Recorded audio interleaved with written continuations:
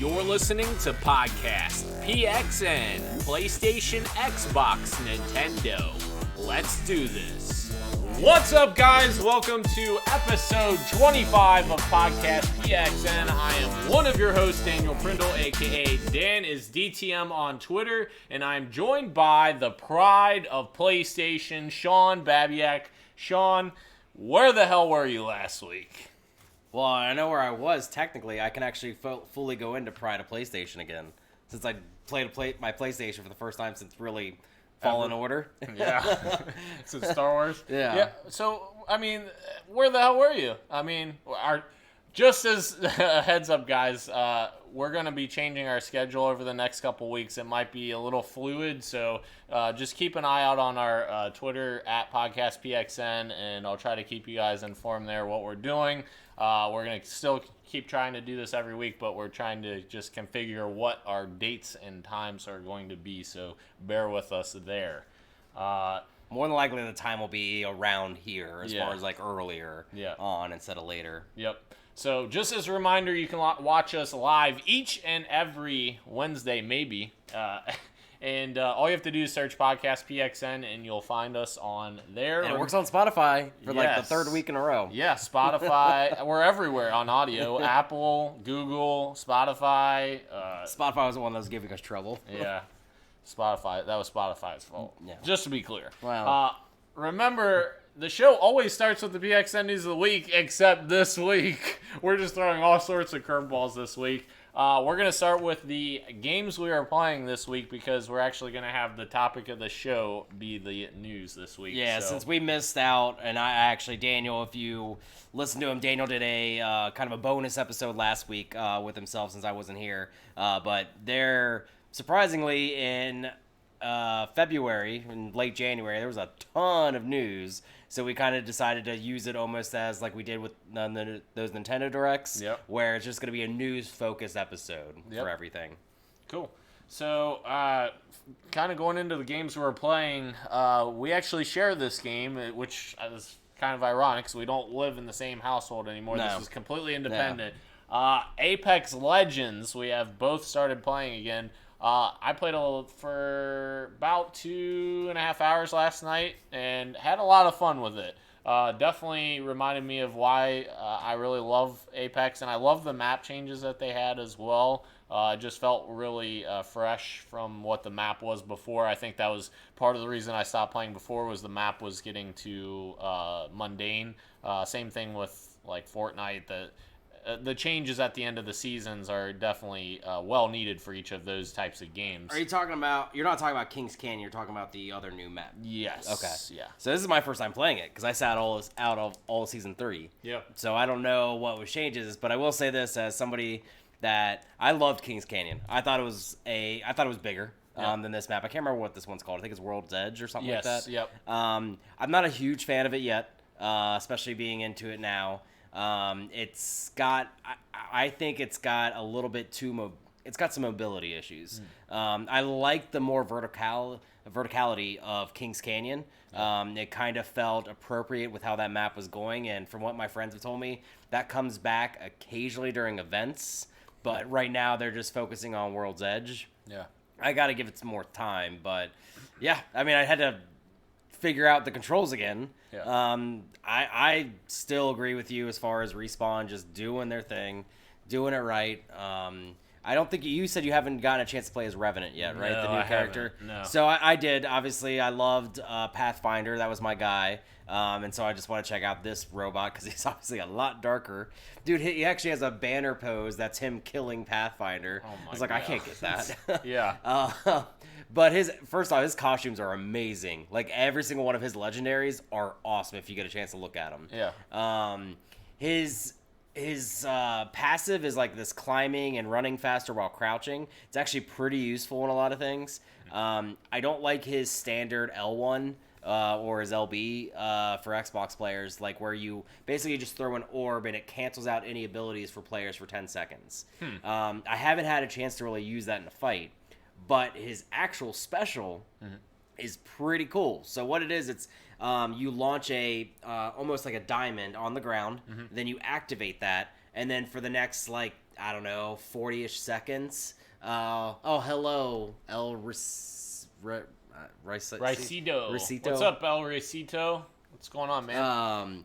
But I really like that because basically what it does, if you die, like if you're in the middle of a firefight, you respawn back to that point with just no shields. Interesting. So that was actually really helpful in a firefight that we had because I laid it down, I tagged it, then my 2 teammates did. We got our asses handed to us. Yeah. And then we all respawned and then just went after it and we actually won. So like your whole team can use it, yeah. Our whole team can use it. It really changes some dynamics on that. My friend was using that last night and like none of us know the new character because we haven't been playing as him, and he bought him to be able to access him, but he didn't know that you could do like your whole team. Yeah. He just used it on himself, and I didn't know. I didn't try it or anything. Yep, your team can use it. Yeah, it's a really, really interesting thing, and I think now we're at a total of 12 legends. Yeah. It's a really hard dichotomy to figure out because they all have their uses and their disadvantages, and I really like that aspect that Tyler said happy birthday. I didn't think it was your birthday yet. Thanks, Tyler. It's tomorrow, right? Today. It is today? Yeah. Oh, shit. Thanks, Tyler. I appreciate it. I thought it was the 13th for some reason. No. Well, see, that's why I wanted to do it today. But it really is making me, like, question, like, okay, do we have the right team for what we're going to do? Because I used to never use Bloodhound or want a Bloodhound, but, like, that comes in super handy, too. So it's just... It throws you for a loop, but he's a really cool character so far. I'm not a fan of Crypto. Crypto? Yeah, from last season. Oh, okay. I locked him too. Yeah. Not a fan. All this drone stuff, like I feel like I'm not in the battle at all. Gotcha. But I don't know. I told everyone I was going to play in season 4. Yeah. I think I'm going to continue for a little bit. I hope you do too, actually, just to kind of get back into it. Yeah. One funny story that I wanted to tell from last night when we were playing. So you know how the train like moves in like a path or whatever around the map? Well, we made this great idea, like, well, let's just go on the train, and we'll just get off at each stop and, like, loot, and then get back on the train. Yeah, because you get, like, four crates that could be really good or just basic. Exactly. So we did that. We were all doing it or whatever. One of my friends was playing as Wraith. He gets on the train first. He places a portal that he had linked to some random spot that he was looting before. And we're all just like looting and coming back to the train. He's waiting for us. Well, the train starts moving. I'm like, all right, I better hurry up and finish looting and get on the train. So I run and get on the train, like near the back of the train. And I'm just like looking around and, you know, just lollygagging. His freaking portal doesn't go with the train. So I went through the portal and got sent to wherever he was at. And they went off on the train without me. I was like, are you kidding me? What the heck? That's pretty funny. I actually like the train aspect is something I like with this map because of like we actually did something similar, but not anything funny. But we had like 3 firefights back to back because we were riding the train around. And I'm just like, wow, this action is paced. But what my issue again is just like I think it's smaller, but it's smaller to the point too where I feel like I'm seeing less people on this map initially, unless you go into the city. As opposed to Kings Canyon. Yeah. Like if you wanted to fight in the beginning of the game, you can go to the city there. Same thing like you could have gone to Skulltown and Kings Canyon, but I just feel like everyone's so spread out because of that stuff, but it still feels like a smaller map in a way. I agree. Yeah. So moving on, my next game that I'm playing, my other game that I'm playing is Assassin's Creed Brotherhood. So I beat Assassin's Creed 2. Obviously, I really like playing that again. What's interesting to me is like, remembering Assassin's Creed Ezio Trilogy, I always thought, like, 2 was always the one that was the best in my head, but then going back and playing it, I've confirmed that 2 is the biggest leap for this franchise by far. Like, the amount of stuff that they added to 2 is just insane. Like, I didn't even know that the gun was added in 2. Oh, you didn't? Yeah. Yeah, I was thinking that was added with, like, Brotherhood or something. But the amount of stuff they added with 2 is insane. But Brotherhood takes what 2 did and just polishes it on every level. The climbing feels 100 times better. I was talking about that with AC2. The climbing was really annoying. The climbing in Brotherhood is so much better than 2. That's the biggest thing. The combat is much more refined. It just feels more fluid. The everything scenery about itself, too, Yeah, I thought. visually it looks Yeah. prettier. So yeah, overall, Brotherhood is a really good game. I think it holds up quite well, like especially considering it's over 10 years old at this point, which is crazy. What, 2008, I want to say? Maybe 9. 9, I think. Okay. Because I think... no, I think it's 9. Yeah. Because the original came out in 07, right? And then the second one came in 08, and then 09, then 10. I believe that's right. Actually, Brotherhood's 2010. Was it? Yeah. Okay. 2011 for Revelations. Okay. Revelations, yeah. Okay, gotcha. All right, yeah, so, I mean, almost a 10-year-old game, or it is a 10-year-old game almost at this point, but that's such a good game that holds up, I feel like, very well by today's standards even. So I just wish they would have somehow figured out to include some of that multiplayer. Yeah, because that was the thing to do with Assassin's Creed Brotherhood, because that's what obviously that's what gave you like a team of assassins, like you got your little tower defense game too in there type deal. I agree. So it was a lot of fun. Actually, for me, I'm revisiting a game as well, but not as far back. Doom 2016. So I'm getting. What year did that come out? I think 29. I'm just saying. 29. 29. Yeah, I'm just saying a year, just to be a dick to you. But obviously IGN, that's their first of the month. Yeah. So I've been like kind of watching a lot of videos, and I was just thinking to myself like, man, Doom 2016 was an awesome game. So I was like, I just want to revisit it before Eternal comes out next month. So I started playing that. I can't remember where I'm at. It's hard to remember exactly where you're at, but I'm climbing the tower to like shut it down. So I'm still kind of. Gotcha. I haven't gone to hell yet, if that makes sense. Yep. But, excuse me, it holds up. Still amazing. I mean, it's only been 4 years, but just the carnage, it's getting me so amped up for everything that's coming for this game, or the sequels game. There is a few things, though, now, realizing that it does feel a little dated with some stuff. I really miss not having a slide. I really wish that was part of it. Yeah. I wish there was a more variety when it came to the brutal kills, just because like I've seen now like the same animations multiple times over and over and over again, and like now I'm trying to actually like explore like the little secrets to like find like collectibles and stuff like that. But I'm glad to be kind of just revisiting it. I'm probably not going to beat it again. I just wanted to kind of get a new taste because I keep seeing these videos and these stories, and I just wanted to see experience it all over again. Cool. But definitely check, because I'm sure we'll have an episode, because I'm getting it. I know you're going to get it. Oh, yeah. I'm sure we're going to have an episode dedicated to that game at that point. Absolutely. I'm excited for that game. Have you played any more Resident Evil 2 yet? I have not, and I apologize. No, you're good. I was just curious. I really do want to. I just have not gotten around to it. I have enjoyed what I played, but not since I actually moved out have I gotten back to it. It's such a good game. But luckily, I mean, I was trying to think. Now, we do have a story up that actually might take me away from it, but Ori, like we've said, is our next game, pretty much. Yep. But I forgot that this game was coming out that we'll talk about, so I will be playing that. Cool.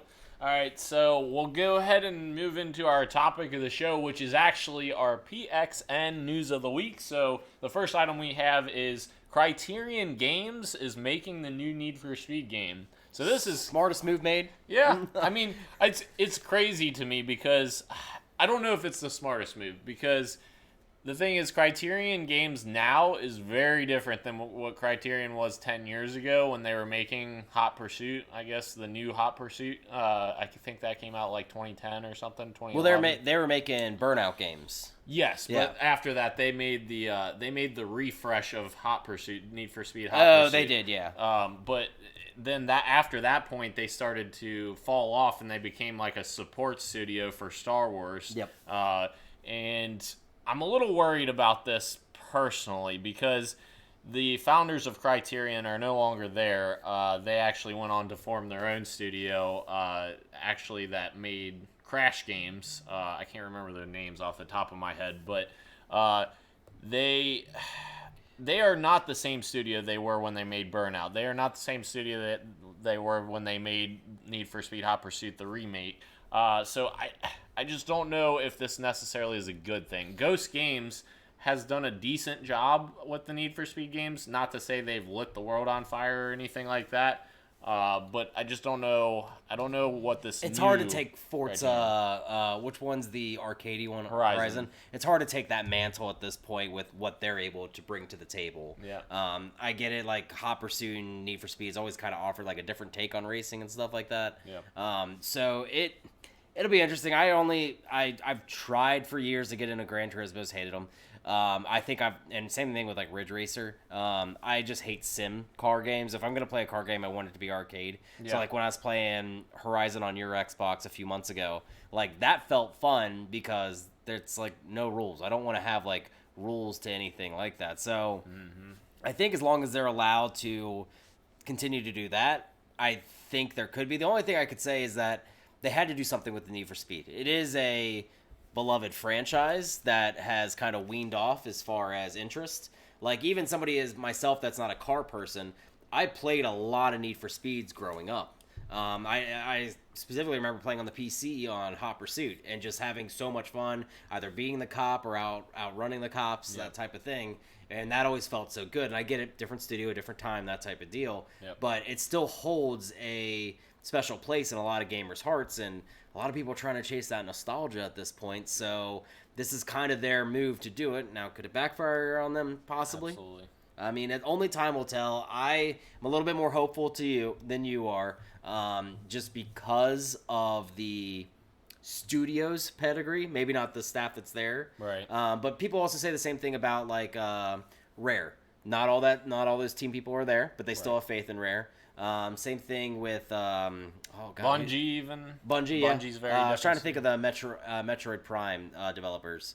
Based out Retro? of Texas. Yeah, Retro. Yep. Like not all the people that are at Retro were there when Metroid Prime, the first one, was released on GameCube. True. So it's being hopeful from that previous studio that those people that came in are kind of taking up the mantle. So it's kind of waiting to see. True. But I'm guessing whatever this is going to be, obviously this is for whatever next gen it's going to turn out to be. Yep.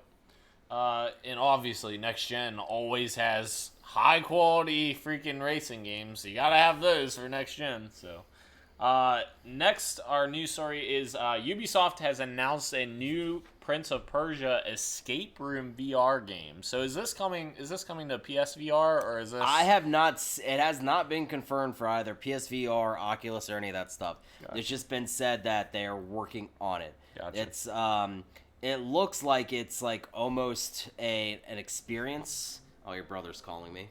Why are you calling? Jeez, Jason, we're in the middle of the podcast, dude. I'm gonna have to tell him. I was like, I'm hanging out with actually the better Prindle. Yes, that's the correct answer. That's the correct answer. So it looks like it's not going to be, from what I've read so far, it's actually going to be somewhere that's like a location. Yeah. So it's not something that you're going to take home, but Yep. it could be maybe one day. But it sounded like almost like your Halo event that you went to Gotcha. many months ago. So I just thought it was like a cool thing because you really liked your Halo VR experience, right? Yeah. And I thought that was a cool thing. The reason why I wanted to talk about this story is because, oh yeah, I know what that's about. I like that I heard Prince of Persia again, Yeah. especially in 2020. The last game that came out It was you 2008. liked? Yeah. I want to see though the franchise return. Much to your chagrin as far as Splinter Cell, I feel the same way Ugh. about Prince of Persia.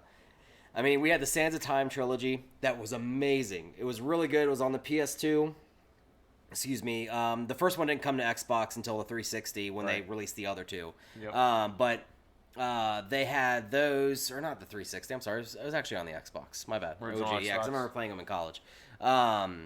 But those were such fun games. Now, the third one was kind of a dud as far as the story goes. But, like, that whole concept was amazing to have at that time. And when the kind of cel-shaded reboot came out in 2008, it was loved by both critics and audience. I don't know how well it sold, but I'm guessing not well because we never got any follow-up. And they left that story open to a follow-up for it.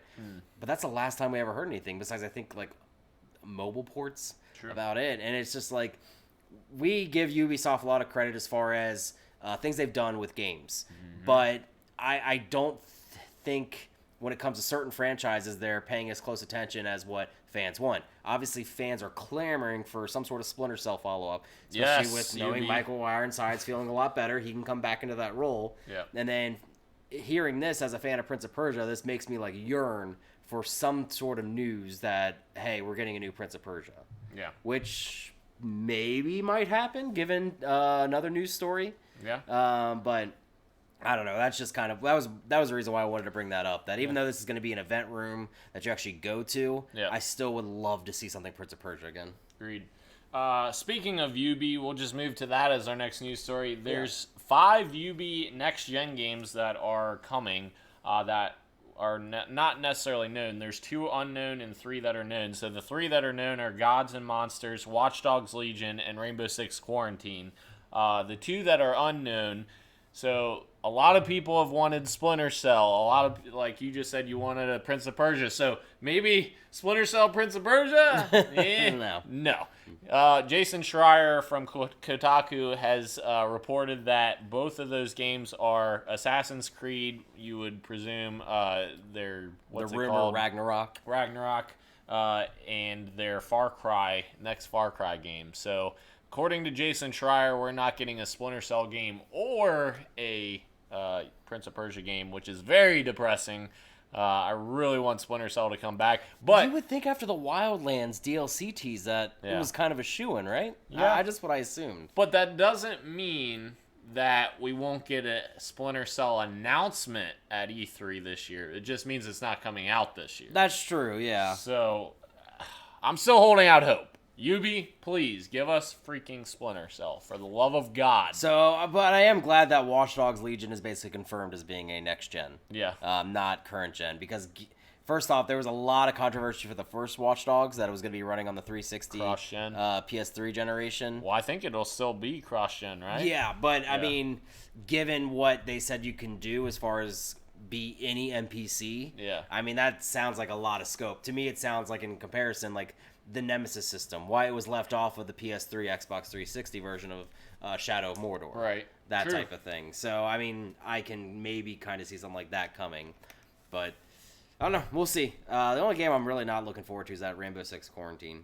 I think, man, it just doesn't really fit the Rainbow Six audience. Mm-hmm. Like, Rainbow Six Quarantine sounds like a cool, like, experiment, like, that they should have, like, named something else, not Rainbow Six.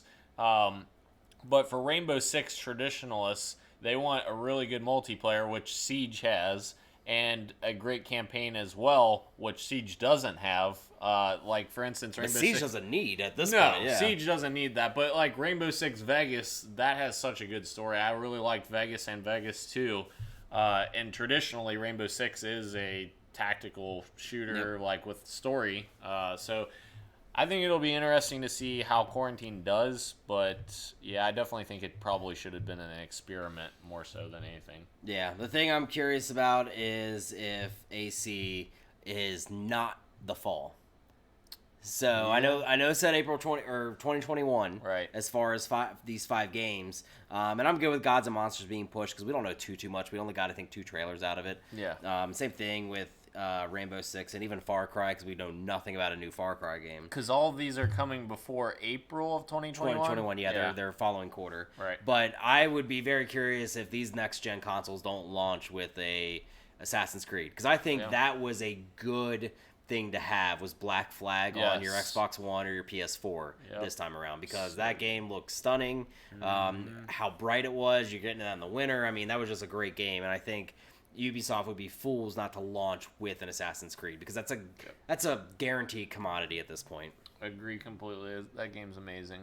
I'm just getting calls all the time. Yeah, exactly. You're blowing it up over there.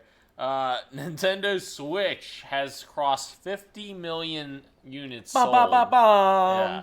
So this is kind of crazy because it's been not even 3 years since the Switch just came out, because it came out, what, March or April? March 3rd of 2017. Yeah. So less than 3 years, and they're already at 50 million. That's a faster pace than PS4. Yeah. And that was the best-selling console of this generation. Switch is kind of in a weird place. Nintendo's now always going to be in that weird between. So this is really insane numbers, and it almost makes me believe even more so that they're not going to do a more powerful Switch this year, because they're looking at these numbers like, hey, we're selling 50 million units. We could still sell 25, 30 million more in the next couple years. So, yeah, this is big numbers for Switch. Yeah, I mean, it is reported that they're ahead of Xbox One, even though the Xbox obviously has not released any sales figures in 5 years, I want to say. Yeah. But they're saying, as far as estimates are, even so, Xbox One has not sold 50 million. I don't know if I believe that solely, especially given this holiday season, the bundles being that cheap onto a console. You can get Sunset Overdrive. Xbox One S went down. God. Oh my lord, everyone's blowing you up. It's like the 5th fucking call. Everyone's gone. It's not even work either. Yeah. But, I mean, good for Nintendo, especially given the utter failure of the Wii U. I mean, let's be real. I actually enjoyed the console, but I understand why it was a failure due to their marketing and due to their poor partnerships. Yep. And I think so far in the Switch, besides the online stuff and kind of the interface, Nintendo's knocked it out of the park. Agreed. I mean, I fully will say, obviously, I love Nintendo. The eShop is a joke as far as curation. The online functionality, while cool, you get all these retro games and everything like that, and you're able to play online, and the price is actually cheaper. I still don't see the value in it just yet, but I do get SNES games and NES games, which is a really cool aspect for me. But other than that, I mean, they just have they're continuing to have bangers. They have probably one of the best games ever made as far as Breath of the Wild. Yes. We maybe get a sequel some this year. people say Odyssey as well. Odyssey, yeah. Now, I disagree. I loved Odyssey, but I'd say the Galaxies are better personally as far as 3D Marios. But all in all, like, Nintendo is doing really well. My only question is the Vita did pretty well at the beginning too, and I'm kind of looking this in a comparison to Vita, because the Vita became your indie machine, and that's really what Nintendo is now, is your indie machine. How many times have, when we've done games we're playing, I'm playing something on the Switch that's an indie. True. Katana Zero, Celeste, that type of thing. So eventually that might have like a Apex, just like the Vita did. And so like, what happens when you don't have as many indies? Because I think that's what Microsoft is going to be doing, Sony's going to be doing, is trying to get those exclusive indies to their platforms. Agreed. So we know some indies are like just straight up bangers, as far as like people are like in love. You have Braid from the Xbox 360 that was exclusive to them. Yep. Journey for PlayStation 4 or PlayStation 3. Castle Crashers. Yeah, so it's just like there's some of those exclusivities can kind of steer you towards it. Cuphead for me, for Xbox One. I had to get an Xbox One because I wanted Cuphead so bad. Right. So I really, though, I'm still hopeful for Nintendo. I don't think at all they've peaked yet when it comes to the Switch. I mean, we know that they're probably just going to be, if anything, when these new consoles launch, it's just going to be cheaper. Yeah. And, I mean, I don't know. Good for them, especially for the recovery. I agree completely, especially after the disaster that was Wii U, like you're saying. I mean, I think there was something I was reading where like almost all all but like maybe 7 Switch exclusives or Wii U exclusives are now ported to the Switch. Which all 7 of them are probably really good. Like Mario 3D Land. Yep, I'd love to see that. Or World. I'm sorry, 3D World. Yeah, 3D Land was 3DS. Yes. And crap, there's a couple more that I was really hoping. Zombie U was interesting. I actually do think that's ported. Zombie U was ported to Xbox and PlayStation. Yeah. Man, there's something else. Wind Waker HD, which is an amazing way to play that game. Yes. So I mean, yeah, it's crazy how basically the Switch is going to make us forgive Nintendo for those rough 4 years. Yep, absolutely. Moving on, Xbox has some news today about matching donations for Operation Supply Drop. They're matching any kind of donations, I guess, up to $250,000 for Operation Supply Drop. This is super cool. Obviously, anything that supports our military and the people that are affected from the trauma of going through the service, and definitely respect anyone who goes through that. My brother-in-law is actually a veteran of the military, my grandpa as well. So any news story like this where there's ways that you can help out the military or veterans, that's really awesome. And the fact that Microsoft's doing this up to $250,000, that's pretty awesome. Yeah, I mean, obviously, we joked about it a few weeks ago about sports stars like playing Fortnite and all that stuff. And military people are just as big as gamers as us. They just want a place to forget about everything, relax, and get away from it all. And games is a great outlet to do that. Yeah.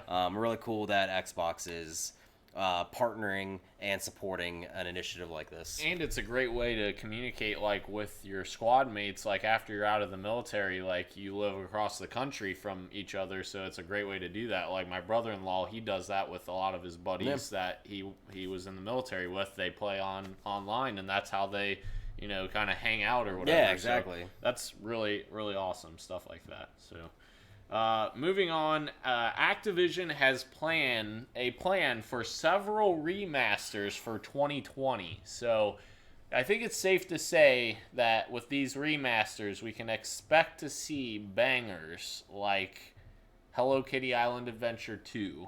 Was that Activision? I don't know.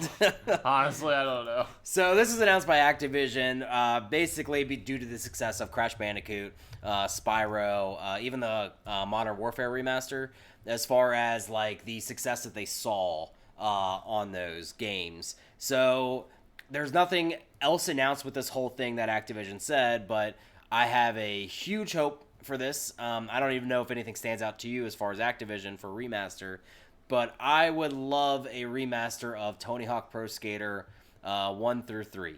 Yeah. Those games, just like the first 3 Crash Bandicoot games, are hugely beloved in sports communities as far as being probably some of the best sports games you'll ever play in your life. Yeah.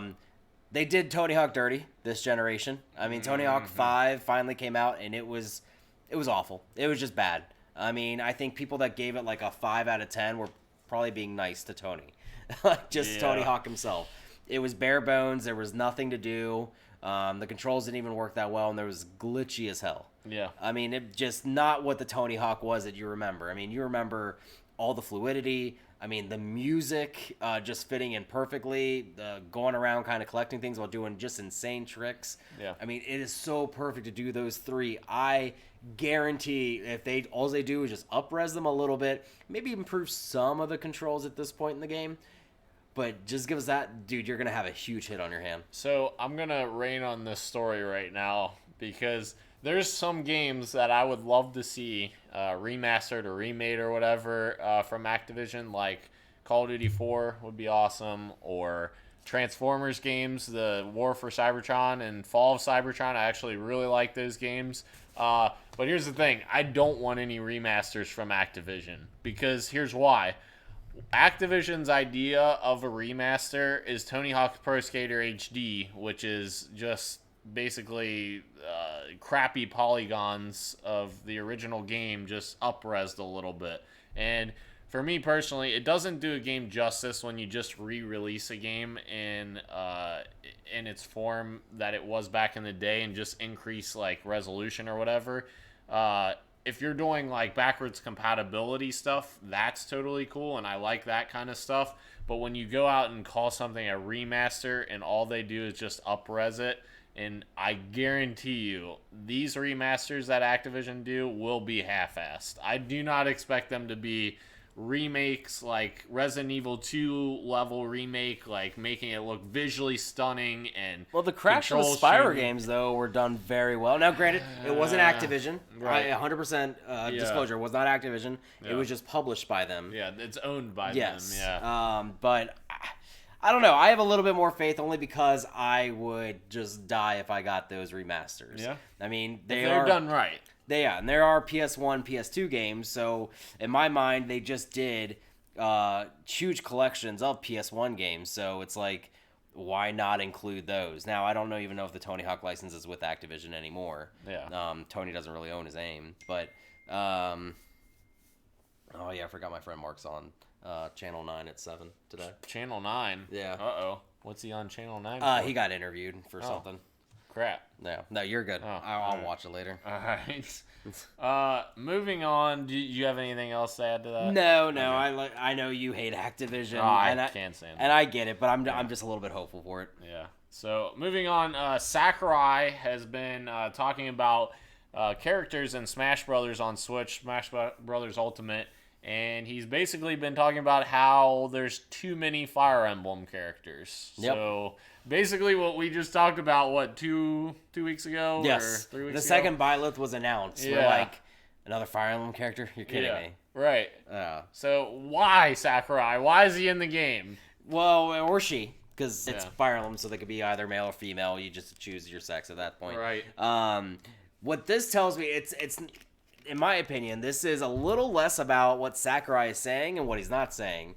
In my mind, that I think he's saying then that all these these characters and partnerships and all that stuff, he's not the one that has the control in any of this stuff. I think he kind of gets told from the top down, like, hey, we did this partnership for you, or we got this character for you, make it work. Gotcha. That's how I'm kind of seeing it. I'm kind of almost seeing it like maybe a frustration for him. Makes sense. Now, granted, it was obviously translated in Japanese to English and all that stuff, but I don't know. To me, that just it sounds like he was like venting about agreeing with fans about it, because that was the first thing you and I said. I cared more about the Cuphead and the Mega Man costume that came out in the Ezio, or no, Altair. Yes. I think it was Altair. Altair. Yeah, costume for your Mii fighters rather than Byleth. I still haven't even played as Byleth because Who cares? I just don't have any interest in it. Right. So I don't know. It's a little concerning that he agrees with fans, because that just tells me that he's as done with this. But it should be noted that makes me hopeful if he says this. In this second round of DLC characters, we're not getting any Fire Emblem. That would be perfect. Yes, I don't think anyone would be upset about. I don't think so either at this point. You have the entire cast. Yeah. Our next news story: Saints Row 4 is on the Switch. It's being announced for the Nintendo Switch. So, Saints Row 4. I think we've talked about this on this podcast before. We did, because you like 3 better than 4. Yeah, so I'm not going to really harp on that too much. Obviously, 4 is basically a Crackdown clone. So if you like Crackdown, you'll probably like this. That's why I liked 4, because I just felt like a revamped Crackdown, I guess. It's called Saints Row 4 Reelected. I think it has all the DLC. Yep. I don't think it has Gat Out of Hell. I could be wrong on that. I think it does. It does, okay. Because I know that was a DLC. Yeah, it was like an expansion, but I think that it does. It does, okay. That. Yeah. So, I mean, it's just a cool game for, I guess, Switch players to, because the third one's already on there. Yeah. My only thing is that, again, this is another old game that's coming to the Switch. Yeah. I don't know how long they can continue to do that stuff. Yeah. I get the portability is something that people love to have, but I don't know how many people are clamoring to say, hey, I really want to take Saints Row 4 on the go. That's the thing. Like, what are their sales numbers telling them? Like, I guess they had to have had some people buy the third game for them to release this. That's what I'm thinking. So, next news story, Platinum Games has recently been talking openly about how they would like to finish Scalebound with Microsoft's permission. Obviously, Microsoft is the IP owner for Scalebound, so anything that Platinum were to do with Scalebound, they would have to go through Microsoft for that, whether it's first party or if Microsoft said, hey, you can have this or whatever. They would have to go through them for that. I'm not so sure I'm not sure anyone's clamoring for this necessarily. Like, when it was first announced, I was excited for it, and the idea of it sounded cool. But when we got that like deep hands-on with it, not us personally got deep hands-on with it, but the press got deep hands-on with it. We saw video of that, and it was very jagged, and the frame rate was awful and chugged in many places. And I get that's like an early look or whatever, but it just seems like the game, I don't know, it wasn't working out the way they anticipated. It was taking too long. It was having too many problems. So honestly, I'd just rather just keep this on the deathbed, to be honest. So I was very interested in Scalebound at first. I still never watched that choppy video you're telling me about. Yeah. But it looked like a very cool concept. The one thing I will say is good on Phil Spencer, regardless of people's passion projects. If something's not coming together, somebody has to be, unfortunately, the bad guy and have the balls enough to say, like, hey, let's move in a different direction. Mm-hmm. My other thing would be Platinum Games shut the hell up and get me Bayonetta 3. Yeah, exactly. Yeah. I mean, It's not like they don't have things to do. Exactly, yeah. You have so many games and so many partnerships in the work. Like, let's just finish the stuff. Because at this moment, and now you can They have that agree. game with Nintendo, too, right? Yeah. Yeah. Yeah, the pseudo AAA game that's not really announced yet. Like, they're, in a sense, you might agree, they're becoming like Telltale. Yeah. Announcing all these things, all these partnerships, this is the way we're going, and then plop. Yeah. Like, I don't want to see that happen, and I think Platinum Games' A-Team is a great job at action games, but, I mean, cool if we eventually get it. I'm sure Phil would probably say okay to it. Same thing if, like, there was ever going to be any interest in doing a Sunset Overdrive 2 from somebody. I'm sure he would be okay as long as it came to his platform. Well, Sunset is owned by Insomniac, though. Oh, not is it? Microsoft. I thought it was Microsoft. Microsoft only owns the rights to the original okay. game. So they only own the publishing rights to the original game. Insomniac owns the IP, which is the interesting part of that, because with Insomniac being first party now, we could get a Sunset Overdrive 2 that's exclusive on PlayStation, which is odd. Yeah, but we never will now with the success of Spider-Man. Yeah, exactly. But I don't know. I think it's kind of funny that they want to bring it back, given all the news that we don't know. I would love to hear the story of how Scalebound actually was looking, though, from the inside out for that stuff. Yeah. Our next news story, DLC has been announced for Dead Cells. Which it's out today. Oh, it's out today. Yeah, I didn't realize it was out today, so wow. I definitely need to pick that up. Okay. Yeah. Or it was out yesterday, my bad. Does it add like a substantial amount of... It does. game? So it's called the Bad Seed DLC. And it's not I don't believe it's free like the last one was, but it adds 2 new areas, a few new bosses, and then it also adds your first 2-handed weapon in the game. It's a scythe. So I don't know if you've ever played Dead Cells, if you ever got into it, but it was one of my favorite indie games from 2 years ago. It is such an amazing action game. It is a roguelike. So some people don't like roguelikes, as far as like your whole goal is to get to the end to make it, but you can die and then you have to start all the way over. But you learn from your mistakes type deal. But it still looks amazing. I mean, I'm just showing you some of these things, and like this is the artwork here. Oh, like, wow. just how it looks based on that 16-bit. Yeah. It looks amazing. Yeah, so it's really cool that they did that. I love that they keep supporting this game, because it was in alpha for so long on the PC.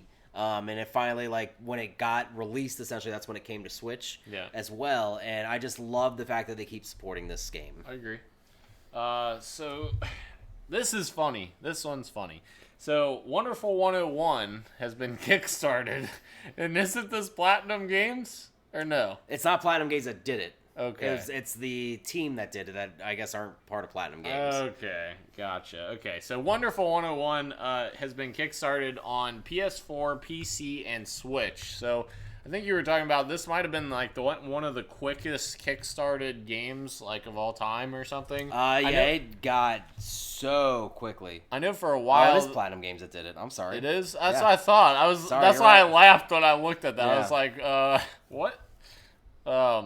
Yeah, Platinum's got plenty to work on. They got that to work on. They never put in a tier for Xbox, which is interesting. Yeah. They just have PC, Switch, and PS4. And this is kind of a game that was locked to the Wii U. Another game that was a good game. It was received well, but it was locked to the Wii U. Something that no one wanted to buy because, you know, the Wii U's disastrous launch. So that's kind of interesting. Yeah, I mean, it was a really interesting game as far as like the heroes, the different powers, how you controlled them, almost Pikmin-esque in a way. It was a really cool thing. I'm glad it's coming to other consoles. Mostly not because like I love seeing old games come back, but specifically with this console, as far as the Wii U, there's going to be so many games that are trapped by that console that I'm glad that we continue to see them get out of that, and especially go to Switch or PS4 or even Steam, where they can be kind of held there better. Yeah. Because eventually, like, all those screens for the Wii U will not work. Agreed. So, I mean, cool for them, though. I mean, I think they did 1.5 million. That's pretty insane. Yeah. And obviously... for a remaster. I mean... It's crazy the amount of games that have kickstarted, though, and have disappeared. Obviously, I don't think this is going to happen with this game because Platinum's pedigree and they're in fine shape. But like for instance, crap, what was that game called that got canceled? Well, anyways, historically, there's been a lot of games that have been canceled that have not done well on Kickstarter as a result because people get pissed off that, hey, I just put all this money towards this and now there's nothing to result from it. That's one of the problems with Kickstarter. Yep, but I agree. Double Fine showed there was a lot of success there with Broken Age. Yeah, Broken Age for it. But yeah, moving on. There's 2 SNES never-before-released games in the U.S. Coming to Nintendo Online. Smash Tennis and Poppin' Twin B, I guess. So, obviously, these are games that you've been stoked for, so go ahead and talk about Dude, them. I cannot wait to play Poppin' Twin B. Like, I'm so excited. You spelled Poppin' Twin B wrong, by the way. I even had to look down to reread that because I was like, what was the name of it again? Yeah, no, I have no idea what these are. So, one game's called Poppin' Twin B. It is a shmup, basically. It looks more cutesy than anything, but Japanese, definitely. But the game I'm actually excited for is Smash Tennis, because it was considered to be the best NES tennis game. But it never made its way to America, so I never got to play it as a kid. So I'm really interested in checking that out. Also, I think Shadow the Ninja, which is a really cool game, was announced as well on the SNES Classic, and then some boat game, but I can't remember what it's called. But it's Boats of the Lost. That might actually be what it is. I just made that. And it's something like that. But regardless, we're sitting, I think, right now at 52 games on the SNES lineup for the Switch. So it's really cool that they continue to roll this out. It's not as frequent as when they did the NES. I'm still holding out hope for my favorite SNES game, which is Tetris Attack. As far as like the one that I had not played in God knows how many years, because we lost that copy when I was a kid. But I like that they keep doing this, and especially I like this whole things that other places never got to experience, because obviously internet wasn't around back then, and if it was not what you wanted. So communication between other sides of the world was very rare and infrequent. So it's nice that you're able to experience what other countries and places did during that time, just to see what their kind of experiences were like. Gotcha. I just remembered we got feedback on our last episode that we did where the dude on the YouTube comment said I should look at the camera more often instead of you. So I was like, oh, I just remember that. So I'd look directly in the camera when I thought of that. Sorry, I'll do that every time you speak now. It's kind of weird, though, like just looking in the camera. But anyways, moving on, Rod Ferguson is officially leaving the Coalition to join Blizzard, he's going to oversee the Diablo franchise now. Rod Ferguson was the head of the Coalition, which makes Gears of War. This is kind of big news. So Rod came over to Black Tusk before they changed their names to Coalition to actually form the foundation of the future of Gears of War with Gears of War 4. Before that, he moved around quite a bit. He went to Irrational. He went to Irrational Games. You're just speaking irrational. He went to Irrational Games to help them finish up BioShock Infinite because they had some problems at the end of the development of that game.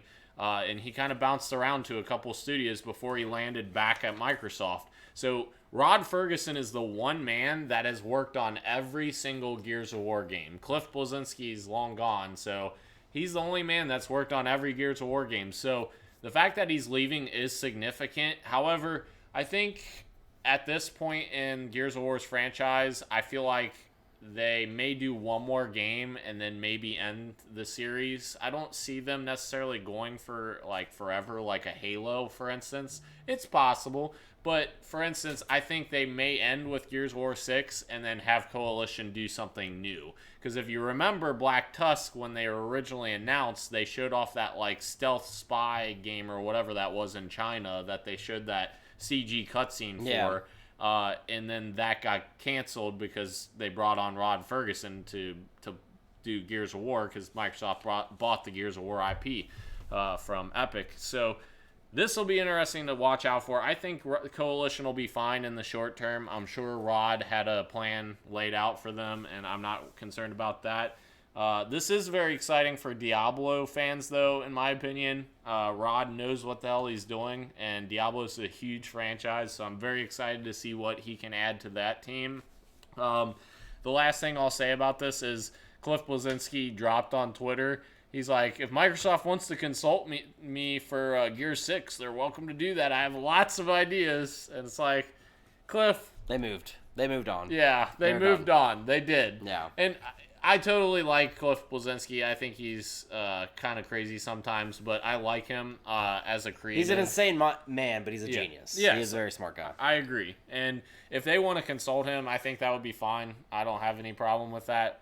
But again, I don't think that they will, just because I think they have everything set. They're good. Yeah, I would agree on that one. So.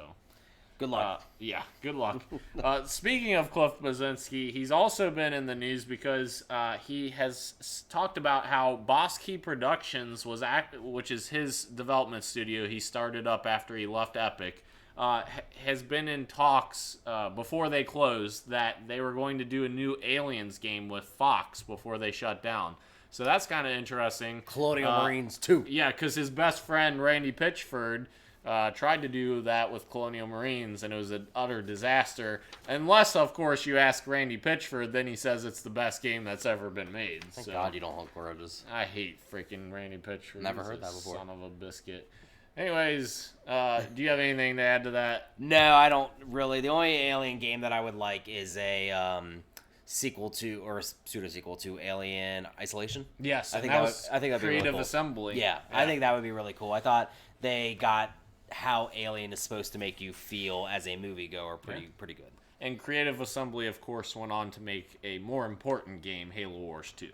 So, Jesus Christ. You already have one Halo story. Yeah. Don't blow your load too much today. Just saying. Our next news story: PlayStation has shut down Manchester VR, its first-party studio in the UK that works on VR.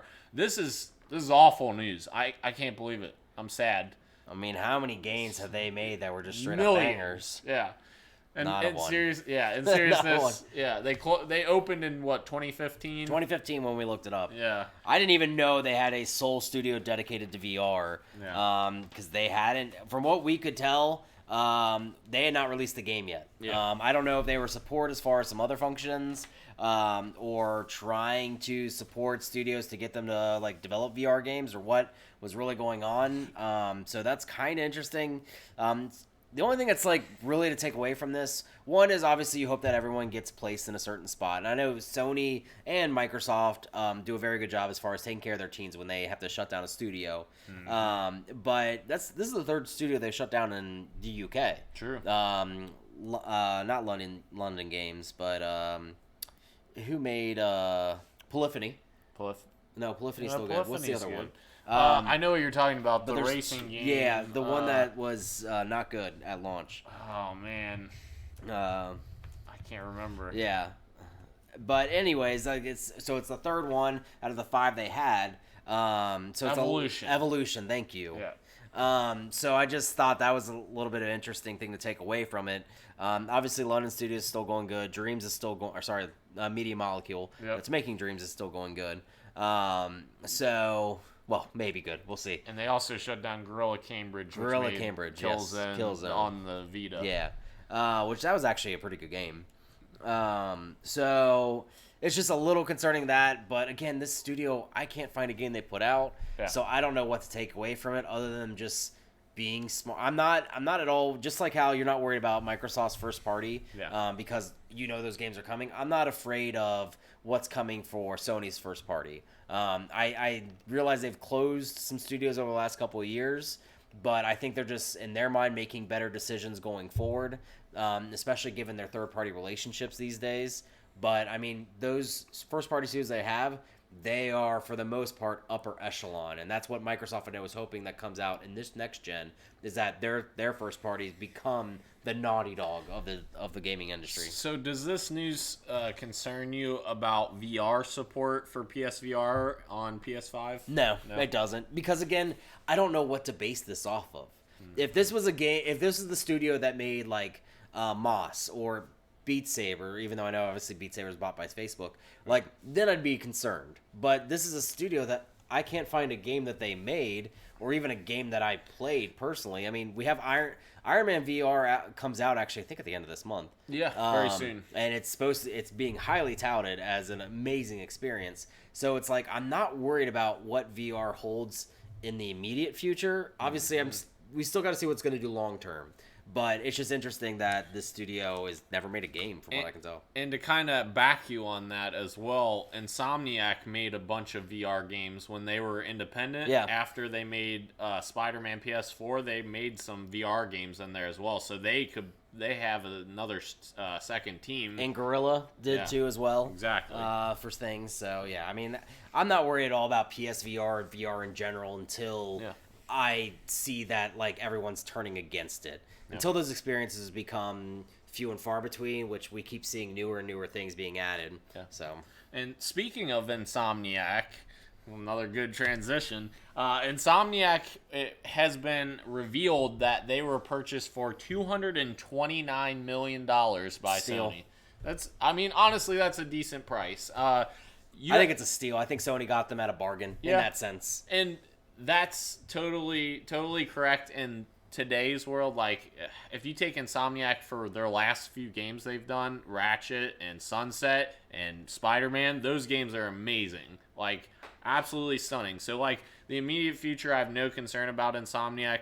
I think the only concern that I would maybe have is how long is Ted Price going to be there? Because he's kind of the head honcho. He's the man.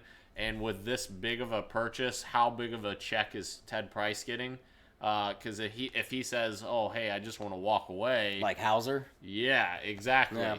You just don't know. You don't know what you're getting. Obviously, they're still buying a talented studio that has a lot of talented people that work there, and that's why I say they get it for a steal. Because I think in my top 10 so far of this generation, both Spider-Man and Sunset Overdrive would be in my top 10 of this generation. Yeah. And I get it; they're very similar games in a way. Yeah. But just that freedom of mobility just makes them few and you don't get too many better action games than those. Agreed. So I mean that's why I say they got them at a steal. Not to mention the sales, at least of Spider-Man, were astronomical for a single player game. We knew what they would be. Yeah. But I just think having do what they did without being purchased at that time to get them for that little money. It's not little, but I'm saying little in this sense. Retrospectively. Exactly. They got them good. Minecraft was bought for $2.5 billion. So, yeah. Which that might even be a steal in the end. Who knows? Which it probably is, because Minecraft is one of the best-selling games of all time. And not to mention the merchandise. It's outsold Mario. It is the best. It outsold Mario. Merchandise and all that crap. So, I mean, I'm sure they've made their money back.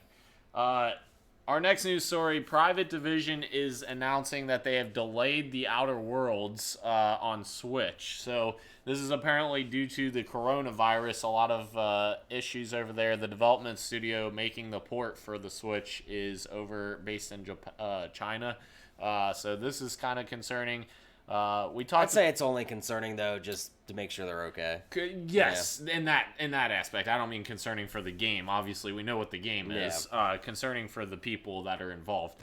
But this does kind of put something in my mind about consoles, which we can talk about this in a future episode. But the next-gen consoles, with them being manufactured in China, I keep wanting to say Japan, in China, is this going to affect the release schedules of the next-gen consoles with the coronavirus happening? Because there's so many places closing and plants closing. I don't think the release will be affected. I do think supply will be. Shortage? Yep. Yeah. I think that if you are a hardcore gamer, you better be smart. As second that pre-orders are live, you do it right then and there. I agree. I mean, that's going to be your only way to get these consoles. You bring up a very good point with all this coronavirus stuff. I do think that you need to be smart about your pre-orders and get them in when they go live. Agreed. Because that's the only way you're guaranteeing yourself that you're going to get a console in this fall. I agree.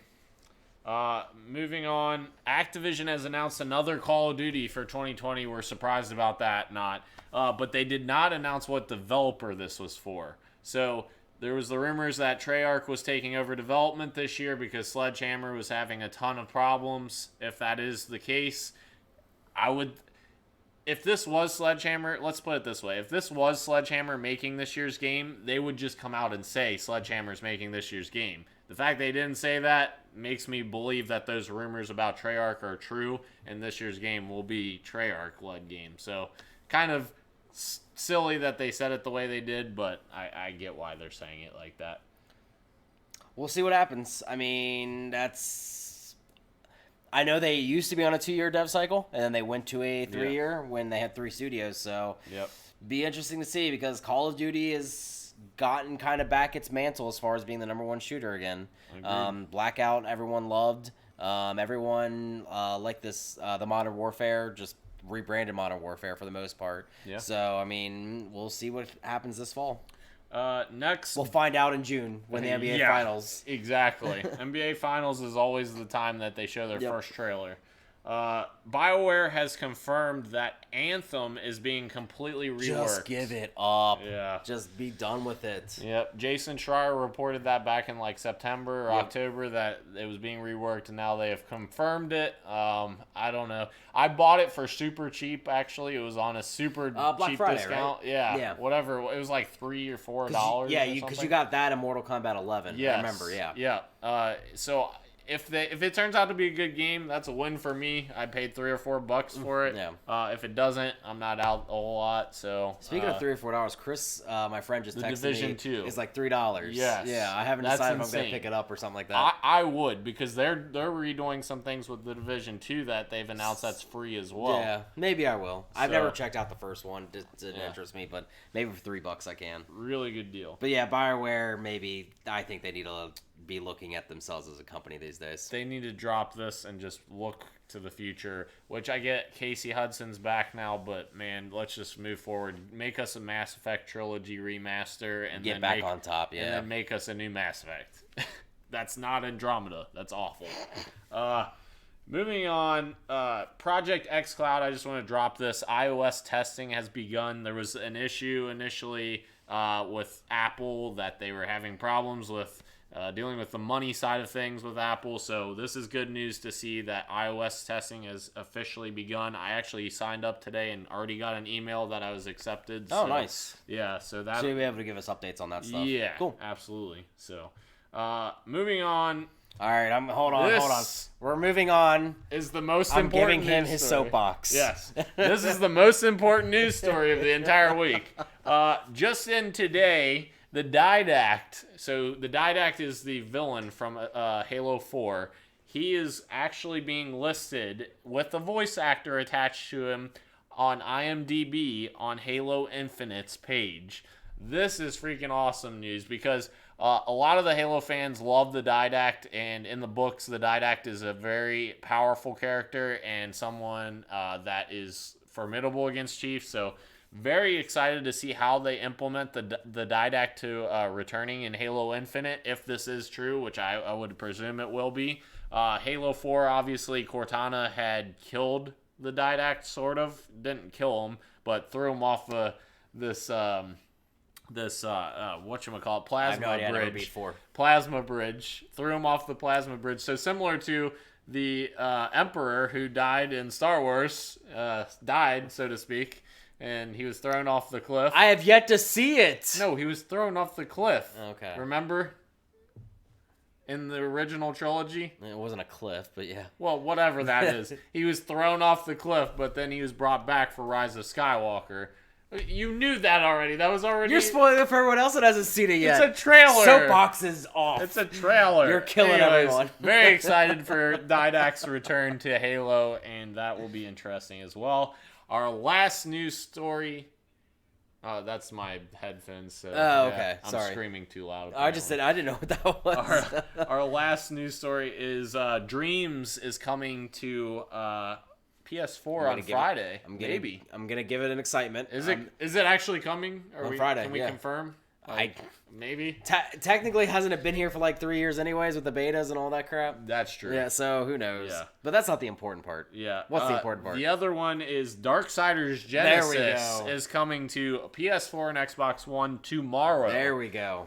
And actually, there's a really good deal that I actually did this yesterday. On Xbox, if you pre-order it, they are giving it to you for $4 off. So it's $35.99 because it's normally $39.99. Yeah.